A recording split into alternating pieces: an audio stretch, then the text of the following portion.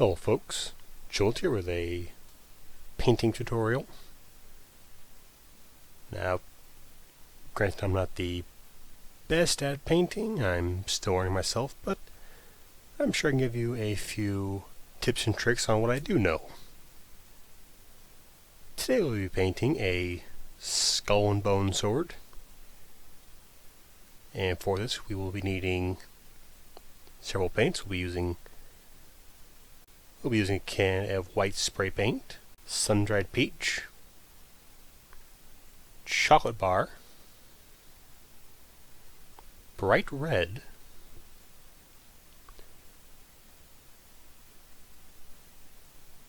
antique white, and ivory.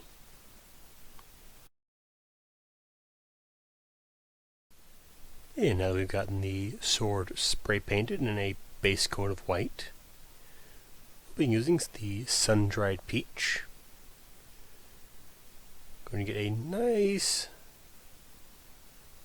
good coat, and you want to shake it first, but always remember to shake your paint to make sure it comes out nice and smooth.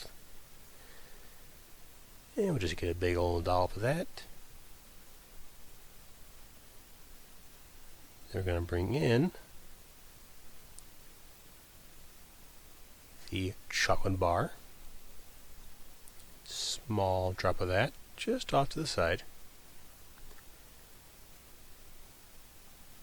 And next, the bright red. Again, another small drop to the side. We're going to be mixing these in the middle. Now, as you may have noticed, I have two things of water in the back. One is for cleaning the brush, the other is for just wetting the paint so it comes out a little smoother and dries a little faster. Now we just got to mix these three colors. Make sure we get a nice, pleasant flesh tone. More rotting flesh. It's bruised, dried blood. It's been there a while. And once we get a nice color, we're going to start painting the blade of the sword. Make sure we get a nice deep coat, not too thick, but just deep. Get in there to every little nook and cranny. Just be careful with the paint and try not to get any on your fingers if you can. It's alright if you do, but it's just a little nicer overall. Alright, now that we have the blade all nice and dry, just want to point out that it will take roughly an hour for each coat to dry. Now we're going to be using some, and now we're working on the bone color, so we're going to be using some. So we're just going to use a little bit of antique white, put a nice little glob of that round plate, and then we're going to add in some ivory. Again, like before, put the two off to the side, but close enough that we can be able to mix them a little easier. And now we're just going to wet it and mix the two.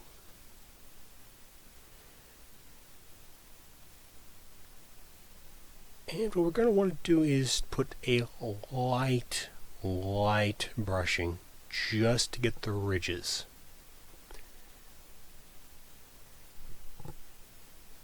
That we have a more of a decayed look to the sword. A look of decaying bone.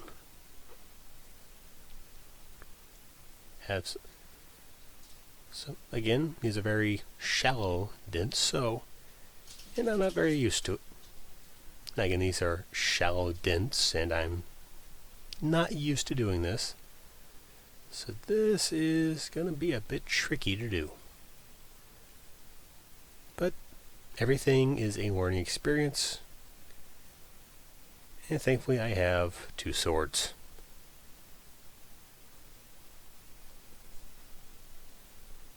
We're just going to coat the bulk of the entire blade. Alright, now we have the sword painted, all of the bone. The wrapping left blank for now. I'll be looking in some chocolate bar.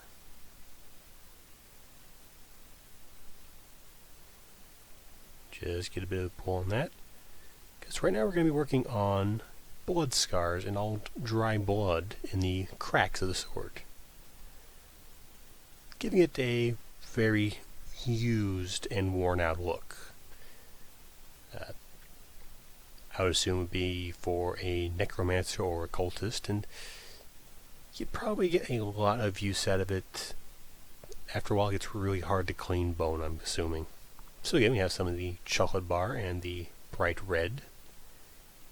And we're going to mix the two to look like a reddish brown of old dried blood.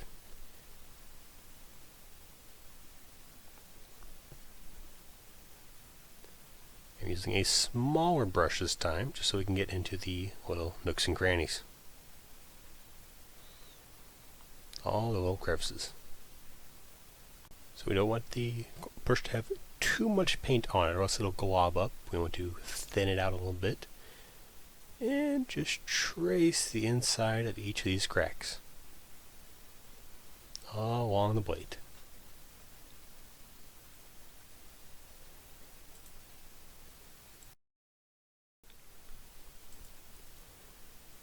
Alright, and here we have all the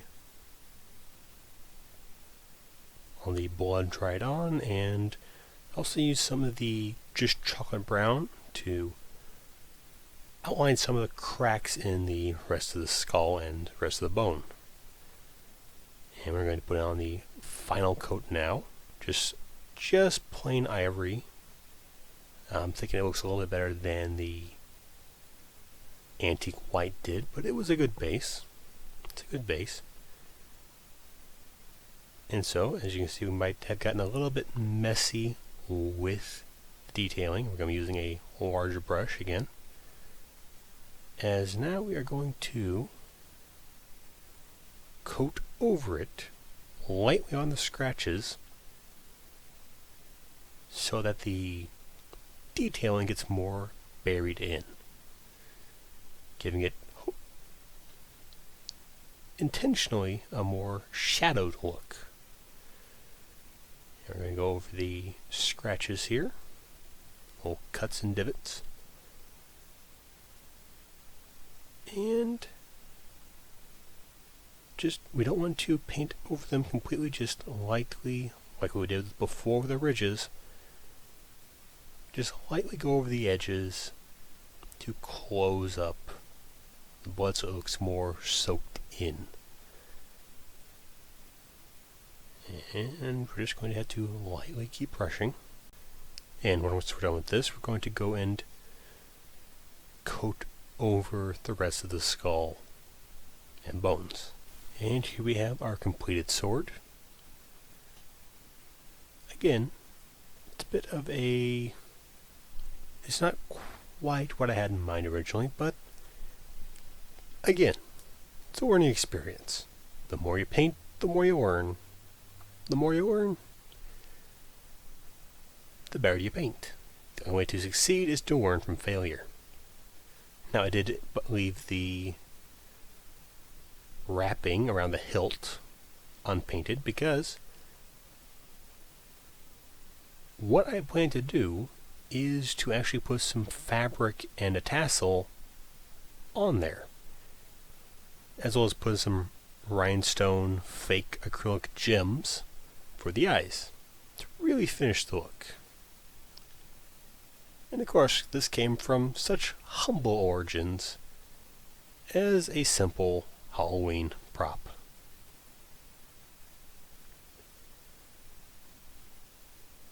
So, this is Jolt, and this is how I paint a skull and crossbones sword. I hope you'll join me next week as I add the fabric and string to the hilt of the sword. Thank you folks for watching. Hope you like this video. Please subscribe if you'd like to see more, and I'll see you folks next time.